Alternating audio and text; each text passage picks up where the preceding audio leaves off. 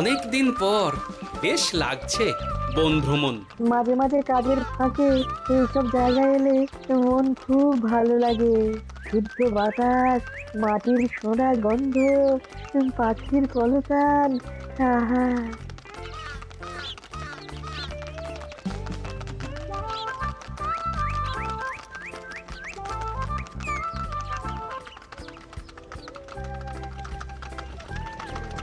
মহারাজের রথ থামছে। আমরা এইখানে বসে আজ রাজকার্য পরিচালনা করব।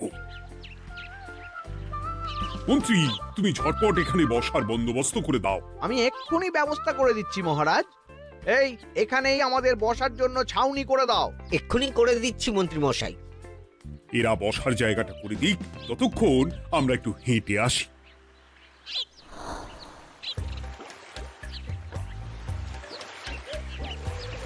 সকালবেলা হাঁটা শরীরের পক্ষে খুব ভালো মহারাজ।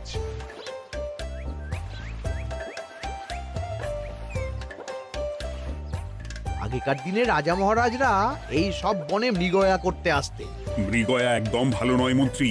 তুমি জঙ্গলে আসছো অন্য প্রাণীদের মারতে। কেন মারবে? ওরা তো তোমার কোনো ক্ষতি করেনি।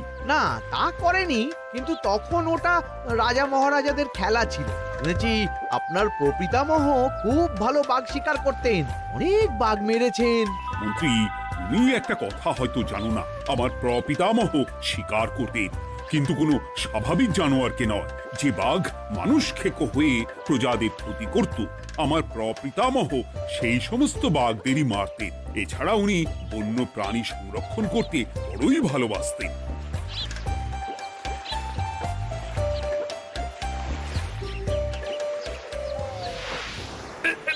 উফ, এটা আবার কি?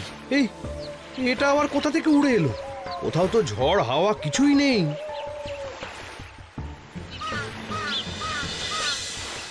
একটা ধাঁধা মহারাজ, এই কাগজে লেখা। ধাঁধা? পড়ো দেখি। জোয়ার ভাটা প্রভুর খেলা, ভাটা হবে হলে বেলা। ভাটা হলেই দেখা যাবে লাল রঙের এক পাথর পাবে। নদীর ধারে গর্ত করে যত্নে সাজাই কলস ভরে। হেথায় হোথায় ছড়িয়ে যাহা, অন্ধকারে জলে তাহা। ঢুকলে চক্ষু ঝলসে যাবে, হাতের কাছে ঘন্টা পাবে। ঠিক ঘন্টা বাজলে পরে পড়বে ঝরে থরে থরে। ঘন্টা যদি হয় ভুল, যেন তুমি হারাবে কুল। ঠিক ঘন্টা চিনতে হলে নকশা দেখো চক্ষু খুলে। সিন্দুক দেওয়ালে হাত দাও, আসল ঘটনা জেনে নাও। ওরে বাবা, খুব দীর্ঘ ধাঁধা। তা মন্ত্রী, তুমি কিছু বুঝলে? এটা একটা গুপ্তধনের নকশা। এর মধ্যে গুপ্তধন কোথায় আছে তার একটা ধারণা দেওয়া আছে। গুপ্তধন? ওটা আমাকে পেতেই হবে, পেতেই হবে। দেখি দেখি, একবার কাগজটা দাও। গোপাল, কাগজটা আগে আমার হাতে দাও, দেখি ভালো করে। এখন নদীতে জোয়ার চলছে গোপাল। একটু পরেই ভাটা শুরু হবে। হ্যাঁ, ভাটা না হলে কিচ্ছু বোঝা যাবে না। এখানে স্পষ্ট লেখা আছে, ভাটা হলেই দেখা যাবে লাল রঙের এক পাথর পাবে। তার মানে আমাদের ভাটা হওয়া পর্যন্ত অপেক্ষা করতে হবে। না, সময় নষ্ট না করে ধাঁধাটার সমাধান করতে শুরু করি। ভাটা হলে একটা লাল রঙের পাথর দেখা যাবে, এই পর্যন্ত পরিষ্কার আছে। বুঝতে হবে ওর পর থেকে। পড়ো গোপাল, চলো আমরা সবাই বুদ্ধি লাগাই। নদীর ধারে গর্ত করে যত্নে সাজাই কলস ভরে। এটার অর্থ, ধাঁধাটা মাথায় বসিয়ে নিয়েছি, এবার কে কি বলবে সেটা শুনতে হবে। চলো গোপাল, আমরা ধাঁধা যেমন যেমন বলেছি তেমন তেমন ভাবেই চলি। চলুন মহারাজ, এখন আমাদের দেখতে হবে লাল পাথর। কোথায় আছে লাল পাথর? চলো চলো সবাই, চোখ কান খুলে আমরা নদীর পাড় ধরে হাঁটি। আমি একটু তফাতে হাঁটি। গুপ্তধন আমাকে একা পেতে হবে। ভাটা হলেই দেখা যাবে লাল রঙের এক পাথর পাবে। আমাকে চোখ কান খোলা রাখতে হবে। লাল পাথর, নদীর চড়ায় লাল পাথর দেখতে হবে। লাল পাথর, লাল পাথর। ওটা কি? এই তো লাল পাথর, লাল পাথর। ওরা অনেকটা এগিয়ে গেছে, ওদের আমার দিকে নজর নেই। এই সুযোগ, এই সুযোগ, একা একা গুপ্তধন নিয়ে পালাবো। আহ, এ- এ।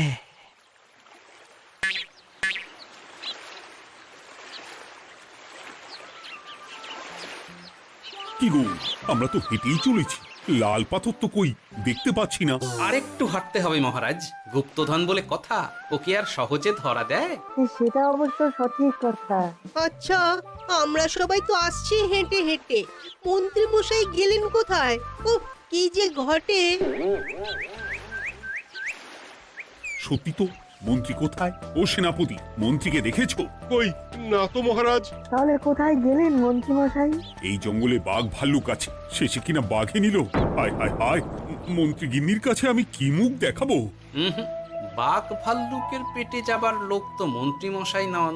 ও গোপাল, কি ভাবছো? কিছু তো একটা বলো। এখন আমাদের মন্ত্রী মশাইকেই খুঁজতে হবে।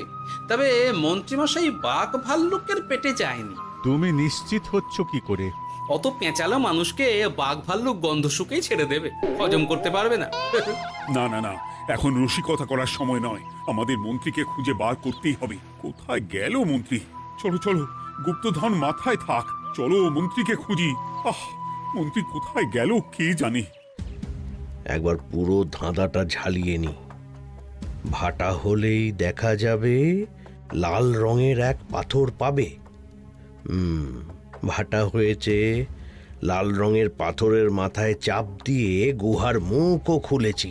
এবার এবার নদীর ধারে গর্ত করে যত্নে সাজাই কলস ভরে। এটাই তো ঠিক বুঝতে পারছি না।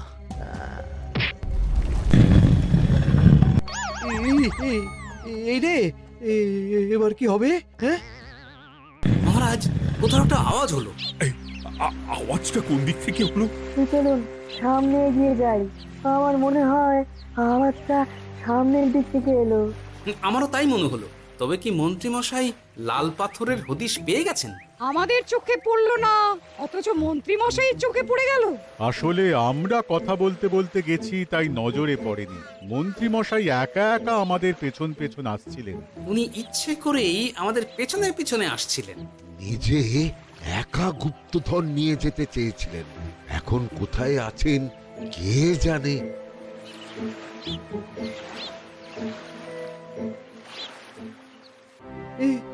অন্ধকারে কিছু দেখতে পাচ্ছি না তো। ধাঁধাতে কি ছিল? হ্যাঁ, কি ছিল?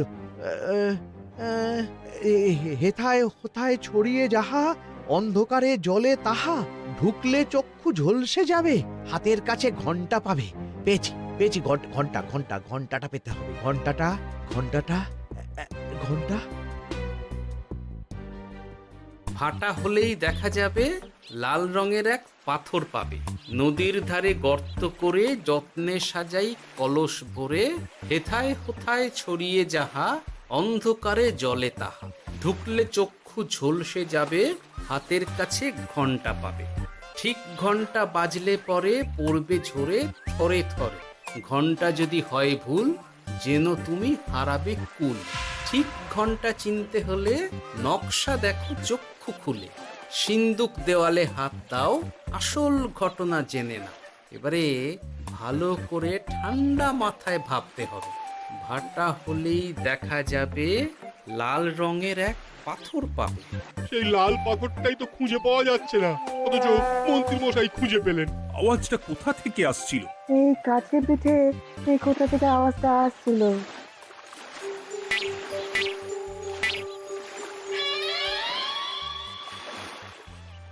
এই তো,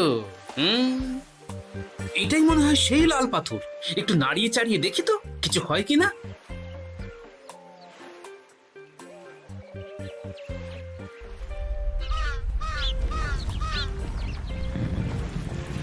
এই তো, কাজ হয়েছে। এই তো সুড়ঙ্গ। আপনারা নিচে নামুন। আপনারা কি দেখছেন সেটা বলবেন মহারাজ। সবাই যদি নেমে যাই, যদি কোনো কারণে সুড়ঙ্গের মুখ বন্ধ হয়ে যায়, তাহলে আর আমরা বাইরে বেরোতে পারবো না মহারাজ। গোপাল ঠিকই বলেছে, আমরা দুজন বাইরে থাকি। মহারাজ আর একটা কথা, কোনো ঘন্টায় হাত দেবেন না, মনে আছে তো? ঘন্টা যদি হয় ভুল, যেন তুমি হারাবে কুল। ওরে বাবা, এই বয়সে আর কুল হারাতে চাই না। ঠিক আছে, তোমার কথাই অক্ষরে অক্ষরে পালন করব। দেখি এই সুরঙ্গে মন্ত্রীমশাইকে দেখতে পাই কিনা। চলুন মহারাজ, সুরঙ্গে নামি। সবাই সাবধানে নামো।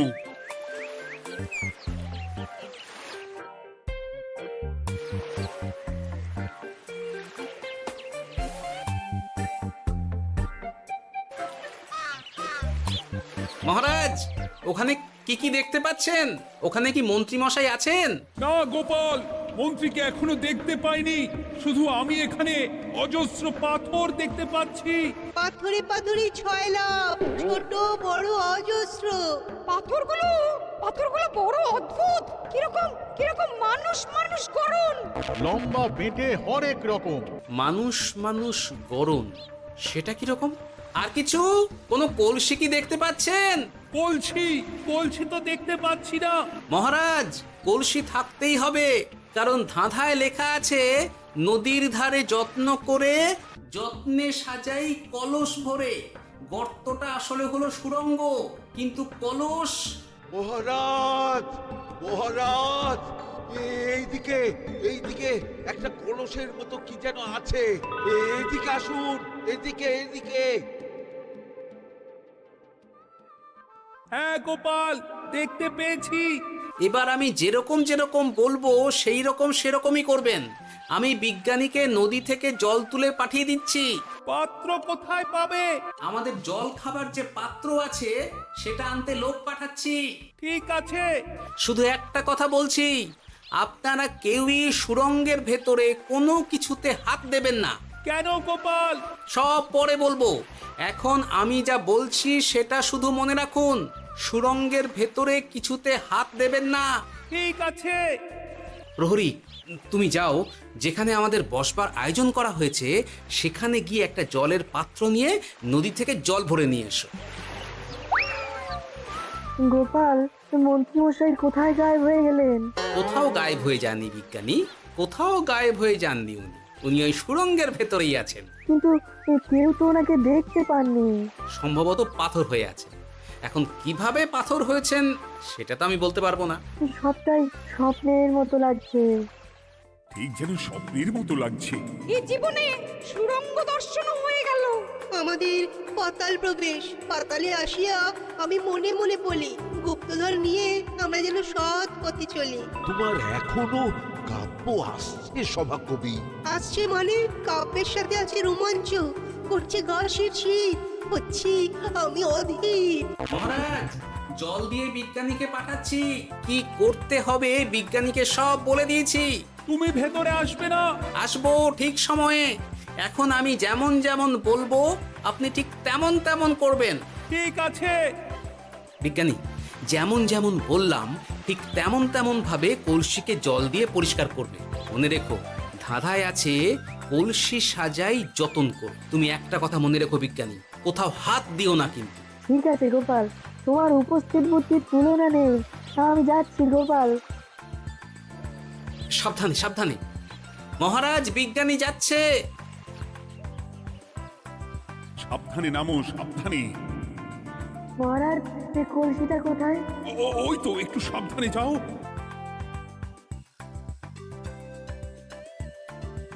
বিজ্ঞানী, কলসির দেখা পেয়েছো?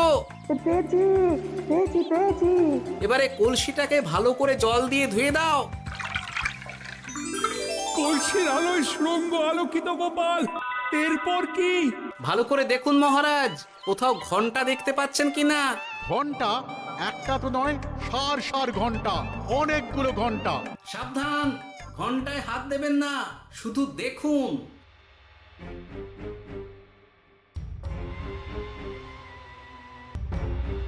মহারাজ, আমরা গুপ্তধনের খুব কাছে চলে এসেছি। তাই নাকি? কি মজা কি মজা, এবার খাবো ক্ষীরের গজা। আহ, সভাকবি চুপ করো। এখনো আমরা গুপ্তধন পাইনি। বাবার মুখে দাঁড়িয়ে সবগুলো তারা আঁকা। বিজ্ঞানী, কোনো ঘন্টায় চাঁদের নকশা করা আছে কি? একটু দেখে বলো না। আমি আতস কাজ নিয়েই দেখছি, সব ঘন্টাতেই তারা আঁকা। খবরদার, কোনো ঘন্টাকেই ছোঁবে না। ঠিক আছে, কোনো কিছু না ছুঁয়ে আমি দেখছি। পেয়েছি গোপাল, চাঁদ আঁকার ঘন্টা পেয়েছি। ওই ঘন্টাটা বাজাও, বাজাও।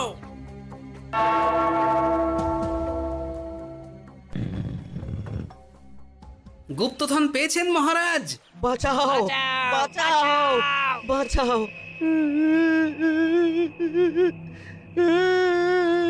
বাঁচান মহারাজ, বাঁচান বিজ্ঞানী, মহারাজ, মন্ত্রীর গলা পাচ্ছ না? মহারাজ, আমি পাথর হয়ে আছি, আমাকে মানুষ করুন মহারাজ। তুমি তো মানুষই ছিলে, হঠাৎ করে পাথর হলি কেন? মহারাজ, গুপ্তধন পেয়েছেন? পেয়েছি, তার সাথে মন্ত্রীকেও পেয়েছি। মন্ত্রী এইখানে কোথাও পাথর হয়ে দাঁড়িয়ে আছে। দাঁড়ান মহারাজ, এবার আসছি। সাবধানে এসো। আমি ভেতরে যাচ্ছি, বুঝলে? যদি কোনো কারণে দেখো পাথরটা গুহার মুখটা আটকে দিয়েছে, অমনি তোমাদের কাজ হলো পাথরটাকে ছুঁয়ে ফেলা, বুঝলে? ঠিক আছে গোপাল দাদা। আমার মনে হয় বিপদ আর কিছু ঘটবে না, তবুও সাবধানের তো মান নেই। ঠিক আছে, তুমি নিশ্চিন্তে ভেতরে যাও। বাঁচাও, আমাদের বাঁচাও, আমাদের সবাইকে মানুষ করুন। আমাকে মানুষ করুন মহারাজ। আপনাকে তো মানুষ করা হবে মন্ত্রী মশাই। আগে বলুন, আপনি পাথর হলেন কি করে? ও, মনে পড়েছে, ধারার শেষ লাইন, সিন্দুক দেওয়ালে হাত দাও, আসল খবর জেনে না। সত্যি গোপাল, তুমি না থাকলে এই এত কিছু আমাদের সবার কাছে অজানাই থেকে যেত।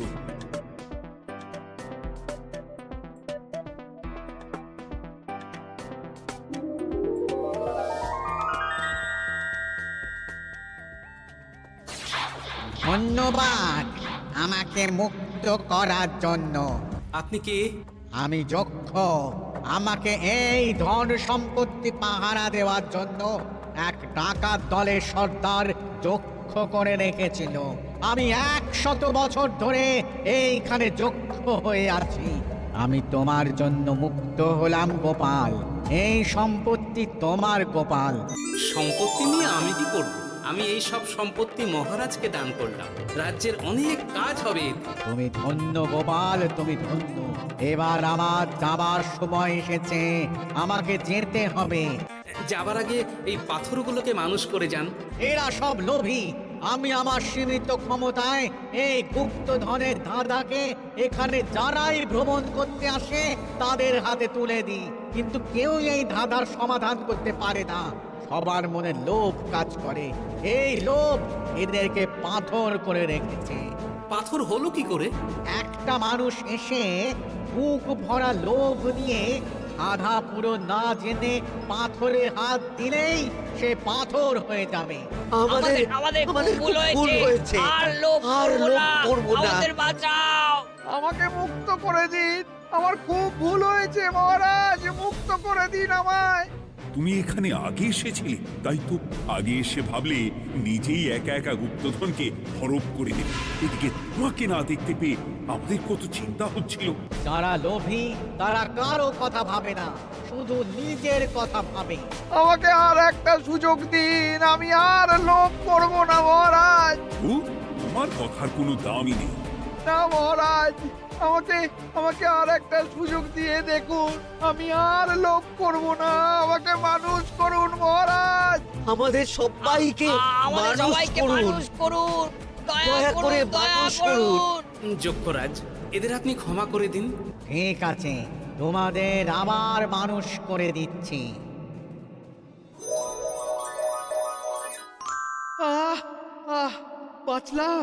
বাঁচলাম। এই রকম বারবার বাঁচা যাবে না, কিন্তু এবার সাপ ব্যাং যাই হবে না কেন ওইভাবেই থাকতে হবে, এই আমি বলে দিলাম। এবার আমার মুক্তি।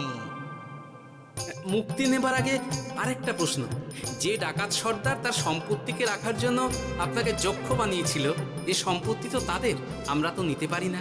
লোভ বড় খারাপ গোপাল, অতিরিক্ত লোভ মানুষকে পশু করে দেয়। ওই ডাকাত দল এই সম্পত্তির জন্য সবাই কাটাকাটি করে মরে গেছে, কেউ আর বেঁচে নেই। সুতরাং এই সম্পত্তিতে তোমার অধিকার আছে, এই সম্পত্তি তুমি গ্রহণ করো। নিলাম আমি, কিন্তু এই সম্পত্তি মহারাজকে আমি দান করলাম। ডাকাত দল জনগণের সম্পদকে লুঠেই তো সম্পত্তি বানিয়েছে, তাই আমি জনগণের কাজে লাগবার জন্যই এই সম্পত্তি মহারাজকে দিলাম। গোপাল, তোমার জয় হোক। এবার তাহলে আমি যাই, তোমরা সবাই সুখে থেকো আর ভালো থেকো। গোপাল, তোমার তুলনা হয় না। তোমার ঋণ আমি কোনোদিন শোধ করতে পারবো না। তুমি কৃষ্ণনগরের জন্য যা করলে তা ইতিহাসে লেখা থাকবে। না মহারাজ, আমি এমন কিছু করিনি, এই কাজ সবাই করবে। জয় গোপালের জয়, জয় গোপালের জয়, জয় কৃষ্ণনগরের জয়।